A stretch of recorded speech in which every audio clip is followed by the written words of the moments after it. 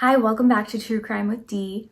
I'm Dee, but you can also call me Diana, and we're back with another true crime story for the week. I just want to say thank you all so much for subscribing. So excited for you all to be here. I'm so excited for this channel. So today we will be talking about our first celebrity true crime case on this channel, and it's very likely that you've already heard this story. It's very, very well known. But I was scrolling through Netflix the other night and I saw that they are actually coming out with a show about who we will be discussing today, which is none other than Tejano music legend Selena Quintanilla Pérez. Selena's life was tragically taken when she was just 23 years old, when her fan club president and someone who she considered to be a very close friend fatally shot her to death. Selena's death left a shock around the world and a huge hole in the music industry, but despite being gone for 25 years, Selena and her music continue to live on through her fans and her family. Now let's get into exactly what happened. Selena was born on April 16th, 1971 in Lake Jackson, Texas,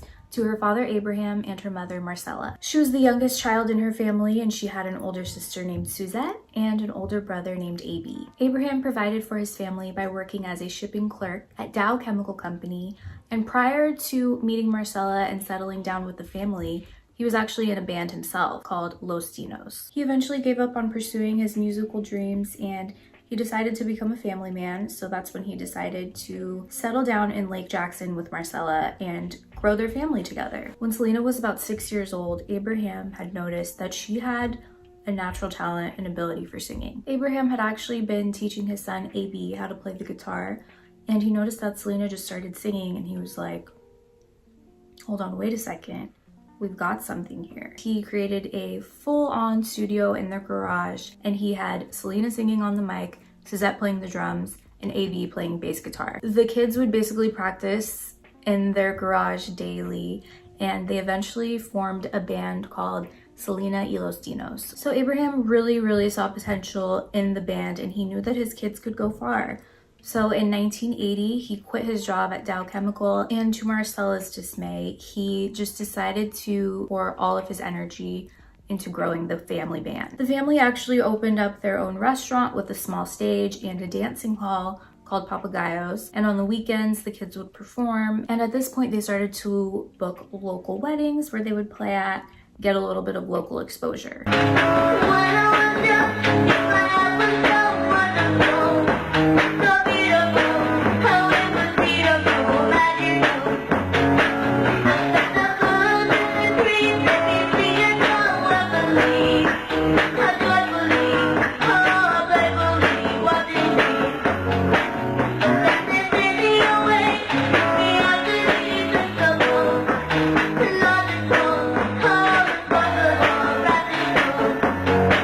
A few years after opening the restaurant, they were not able to keep it afloat, so they had to shut it down. Even though this was rough on the family financially, they poured all of their energy into focusing on the band, and they would tour locally and see if they could get any gigs in hopes of getting their big break. In 1983, they were able to get a spot opening up for a very major Tejano band at the time called Mas. I'm probably saying that wrong. And Selena, who was only 11 years old at the time, owned the stage, and after that night, their band made a name for themselves. By 1984, the band recorded its first album with record label Freddie, which was Corpus Christi's oldest and one of the most established Spanish language record companies in Texas. Though the album didn't sell as they had hoped or wanted to, the grind did not stop though. They continued opening up for larger Tejano music acts. They continued producing new music and new albums, and by 1988, Selena was voted Female Artist of the Year at the Tejano Music Awards in San Antonio, Texas. She would continue to win this award for the next 7 years as she kept getting more popular and well-known. In 1989, Selena and the band was signed to EMI Latin Records, and the label saw huge potential in Selena for becoming a crossover artist and appealing to multiple different genres. They felt her voice was very versatile, and she just had the it factor. She was it. She was that girl. Selena made a duet with singer Alvaro Torres, and the song was called Buenos Amigos, and this record was a huge success. This boosted her popularity. Her music reached across Central and South America, and she had a gigantic following in Mexico as well. She reached such popularity that she was performing record-breaking shows in Houston and in California. People just loved her. She had incredible talent, amazing voice, amazing dance moves. She was beautiful, And on top of that all, she just had a bubbly personality that really made everyone fall in love with her. On April 2nd, 1992, she married her lead guitarist, Chris Perez, who she fell in love with while touring and traveling the world together. They ended up settling down in the town of La Molina in Corpus Christi. So by this point, Selena and the band had reached huge success. She had a ton of endorsements. She had even worked with Coca-Cola at one point. She had also been working towards accomplishing other personal goals of hers. She had always really been into fashion, and she actually designed a lot of her costumes that she wore on stage. And she also had plans of creating an album in English as well. 1994 was a huge year for her. She won the Grammy for Best Mexican American Album for her album called Selena Live in March. And later that year, she opened 2 boutique/salons called Selena Etc.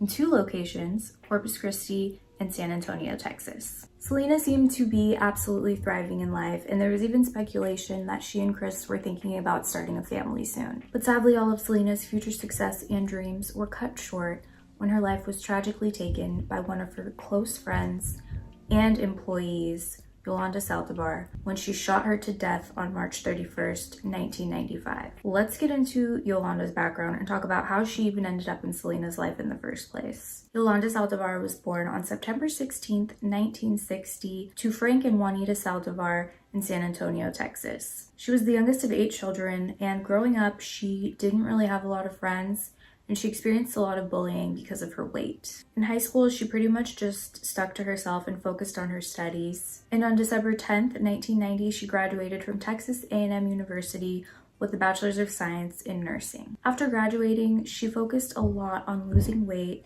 and in March of that year, she passed the test to become a registered nurse in the state of Texas. A former employer of hers named Dr. Faustino Gomez ended up suing Yolanda, claiming that she had stolen up to $9,200 from him beginning in 1983. That lawsuit was settled out of court, and not too long later, she found herself in hot water again for failing to repay student loans. This didn't affect her career at all, however, as she ended up working at a hospital, and within a 4-year span, she changed hospitals 3 times. So eventually, Yolanda found herself just not satisfied at all with the career path that she took. Now, her way of coping and dealing with this was actually attending concerts. She particularly loved attending Tejano music concerts. Now, Yolanda had been interested in becoming a fan club president for a music artist that she really enjoyed at the time named Shelly Lores. She tried approaching Shelly's team, and they denied her because they said that they only employed people who were a part of their family. So after this, Yolanda's friends convinced her to give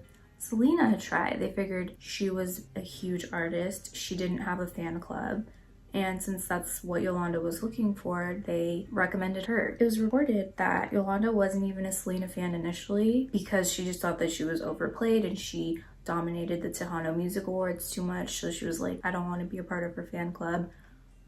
But she ended up going to a concert, and after the concert, she completely changed her mind. And so she reached out to Abraham, Selena's father, who had actually been her manager at the time as well, to see if she could get his approval to start a Selena fan club. He agreed, and she became the fan club's official president. So the fan club grew to be huge. So she took that on, and she ended up making her way into Selena's circle. Since Selena was touring and not always able to make it to certain events or oversee things, Yolanda kind of filled that spot for her as fan club president, and she really grew a friendship with Selena. They basically became so close that Selena treated her as if she was a member of her family. Other employees of Selena always said that she had a huge heart, she was super sweet to anybody, and she had a soft spot in her heart for Yolanda and just kind of saw her as a sweet older friend who would never do anything to hurt her. As their friendship continued to progress, Yolanda was promoted from fan club president to becoming the manager of both of Selena's boutiques. She completely gave up her life as a nurse, left everything behind just to be by Selena's side, and she actually dubbed herself as Selena's biggest fan. Yolanda claims that Selena gave her her own personal key to her home so she could drop by whenever she wanted, and she also says that Selena even called her mom, which Selena's family is like, I highly doubt that she would call her mom. They just were like, no, she wouldn't do that. So other employees who had worked at the boutique and even Selena's own cousin had actually seen Yolanda on the job when Selena was not there, and they all complained to her about it. Others saw that she had access to Selena's finances because Selena was like, here, just take this credit card, do what you need to do for the business, you know, assuming that she would handle the card responsibly. But everyone else was seeing that Yolanda was taking Selena's credit card, excessively spending, and when anyone would ask Yolanda or approach her about it, she would immediately get in their face, be super rude, and she would take insult as to why they were questioning her authority. Other employees also stated that when Selena was around, she acted completely different at the boutiques versus when Selena was not on site. And they said that Yolanda was very controlling and possessive over Selena, and Yolanda would get really catty and mean if other employees were trying to share ideas with her or show her new things for the boutique. Martin Gomez, a fashion designer at Selena's boutiques, mentioned that Yolanda would like to play mind games with people a lot, and she had a huge temper. He also said that she tried to take credit for other people's work, and she just made the whole work environment and culture really negative and toxic. She ended up hurting the businesses because she would just fire people very easily if she herself did not like them. Both Martin and Selena's cousin actually resigned from working at the boutiques because they just simply couldn't handle Yolanda. So like I said, a lot of people were complaining to Selena about Yolanda's behavior and just how she was handling things at work. But Selena maintained loyalty to her, and she honestly just thought that Yolanda was a good person. Complaints started to roll into Abraham. In January of 1995, Abraham started receiving tons of calls and letters in the mail from fans who had said that they had given their enrollment fee to join the Selena fan club, but they got nothing in return. So basically they were being scammed. Abraham did a little investigation on his own, and he found out that Yolanda had been using forged checks to embezzle about $30,000 from the fan club and from the boutiques. On March 9th, 1995, Abraham, Suzette, and Selena had a private meeting with Yolanda, and Abraham straight up asked her to clear her name, and she pretty much choked. She couldn't give them proper answers, and she just left the building, and she actually had important tax documents that the family would need, and she just kept them on purpose and left. Selena was obviously heartbroken because she did not see this coming at all, and she just didn't think that Yolanda was capable of ever hurting her in any way. So the day after they had this meeting, it's reported that Yolanda showed up at Q Productions. And when she showed up at Q Productions, she was automatically banned. They told her not to come back at all. After getting banned, Yolanda went to a gun store in San Antonio, Texas called A Place to Shoot, where she purchased a .38 revolver. And she told them that she needed to have this gun for protection because she worked as an in-house nurse and she often got threats from her patients. What's weird is that a few days later, Yolanda returned back to the shop and returned the gun, and she said that her father had bought her a pistol. And then a few weeks later, she went back and purchased the same gun again. So during this time, her and Selena weren't really speaking, but Selena didn't want to sever ties with the friendship because now that she saw what Yolanda was capable of, she didn't want to just end the friendship because she knew that Yolanda still had those business documents that she would need, and she was honestly scared of what she could have done with that. She had access to her own personal finances, so it was just a very tricky situation to handle. On March 30th, 1995, Yolanda invited Selena and her husband Chris to meet her at the Days Inn Motel in Corpus Christi, and they had arranged to pick up those business documents that Yolanda had been keeping from them. So they went, picked up the documents, and went back home, and the next day, Selena received a phone call from Yolanda saying that she had found even more documents and wanted to give them to her. So while Chris was still sleeping, she was just awake early, so she decided to go back to the Days Inn, meet up with Yolanda really quick, and come back home. She just wanted this whole ordeal to be over so she could move on. So when Selena arrived to the Days Inn, Yolanda was she seemed to be killing time and like not handing her the documents, and Selena just wanted the documents and to go. And then Yolanda made this huge confession to Selena about how she was raped on a recent trip to Mexico. So Selena was shocked at hearing this, and she was like, oh my gosh, that's terrible, we need to get you help. So Selena drove her to the hospital, had the doctor check her out, and the doctor said that there was no evidence that Yolanda had been raped. So this was obviously like, what the heck? So they got back to the motel again, and Selena was just kind of fed up at this point. So she grabbed Yolanda's satchel and she pushed it out onto the bed. The documents came out, including tax information about the boutiques and her fan club, and the revolver had fallen out onto the bed as well. So Yolanda picked up the revolver, pointed it towards Selena, and Selena was just ready to go, like she had her back turned and she was trying to flee the room. As Selena reached for the door, Yolanda ended up shooting her, and the bullet hit her right in the back, severing an artery that was connected to her heart. Even after she got shot, she mustered up enough strength to get to the lobby, where she ended up collapsing, and she did let the staff know who shot her. 911, what is your location? Daisy Motel, it's 901 Navigation Boulevard. What's wrong, ma'am? We have a woman ran in the lobby, said she's been shot. She's laying on the floor and there's blood. Okay, remember. Okay. Where are you? How old is she? She looks about 20. Okay, who saw her?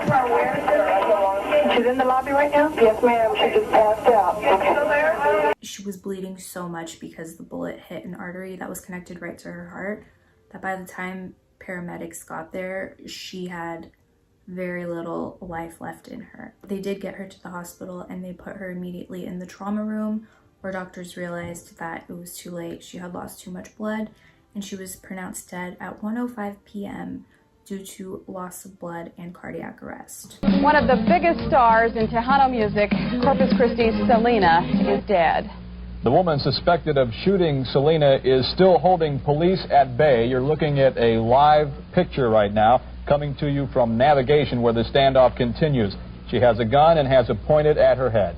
It's our top story tonight, Friday, March 31st, 1995.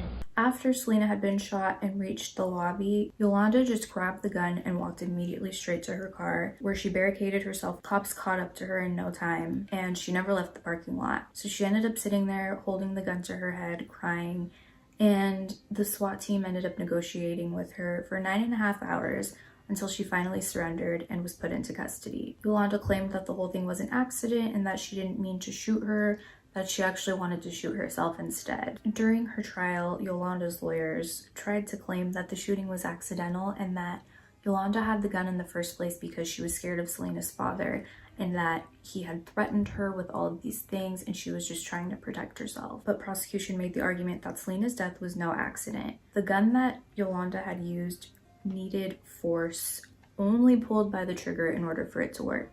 It wasn't a gun that was just going to go off for no reason. They had also mentioned that Yolanda was a registered nurse, and if it was an accident, why didn't she try and help at all? She just completely pretended like Selena wasn't there and ran straight to her car. After a 2.5-hour deliberation, the jury found Yolanda guilty of first-degree murder, and she received a life sentence with parole eligibility after 30 years. She is serving out her sentence at Mountain View Unit in Gatesville, Texas, and she's eligible for parole on March 30th, 2025. Yolanda has since come out with a bunch of different interviews claiming that her conscience is absolutely clear and she knows that she didn't kill Selena on purpose. She alleges that that day when Selena was in the hotel, the gun was meant for Yolanda to kill herself, and she said that Selena had been begging her not to do it, and Selena was walking towards the door of the hotel room to close it so that they could talk and work everything out. And Yolanda says that she had the gun pointed at an angle, pointing to the door, and it just went off. Selena's legacy and her music continue to live on through generations of new fans, and of course her life was adapted in the 1998 movie titled Selena, which starred Jennifer Lopez. That was one of my favorite movies as a kid, and every time the white rose dropped on the stage, I had to run and sit next to my mom because I got scared because I knew it was about to happen. But that is the story of Selena's tragic murder. I always get so sad when I think about it because her life was cut short because of a selfish individual who she actually trusted and thought would never hurt her. She was so young and she had so much talent, and I mean, imagine all the things she would have achieved if she was still alive. She was mourned by her thousands and thousands of fans across the world, and Governor Bush, who was governor of Texas at the time, declared April 16th, her birthday, as Selena Day in Texas. Her bilingual album, Dreaming of You, which was released posthumously in 1995, became the first Tejano album to hit #1 in the United States. Yolanda did the unthinkable to Selena, and it's so sad because Selena literally treated her like she was a member of her own family. Selena's family and husband agree that Yolanda had an unhealthy obsession with Selena, and she just was not satisfied with her own life. So she knew when she got caught up for embezzling money that it's likely that Selena was just going to let her go, and the life that she had created by being a snake and latching onto Selena would be over. They're certain that in order to avoid that loss, she just selfishly took her life. But that is it for me today. I hope I covered the story well and did it justice, and I hope you guys enjoyed watching. Thank you again for being here. Love you so much, and I'll see you next week. Bye.